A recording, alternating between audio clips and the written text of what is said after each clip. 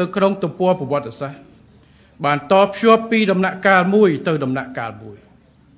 ដែលបានកំណត់ចែកចេញជាដំណាក់កាលធំ3នោះគឺទី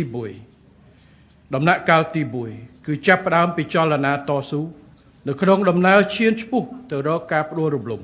របបបល្ល័ង្កពូជសាសន៍នៅថ្ងៃទី20ខែមិថុនាឆ្នាំ1977គឺចាប់ផ្ដើមចេញពីច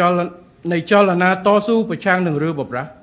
ពីរបបដឹកនាំរបស់ប៉ុល ពតដែលចលនានោះមានសម្ដេចតេជោផ្ទាល់ទាំងយុទ្ធមិត្តតែបន្តិចតួចប៉ុណ្ណោះ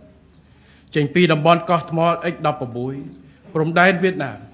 ឈានទៅបង្កើតកងកម្លាំងរណសិរ្សសាមគ្គីសង្គ្រោះជាតិកម្ពុជានៅថ្ងៃទី12ខែឧសភាឆ្នាំ1978ដែលតែងតែហៅឈ្មោះកាត់ថាក125ដែលអង្គការចាត់តាំងយោធាដំបូងនិងការបង្កើតអង្គការចាត់តាំងនយោបាយដំបូងគឺរណសិរ្សសាមគ្គីសង្គ្រោះជាតិកម្ពុជាថ្ងៃ2ធ្នូ1978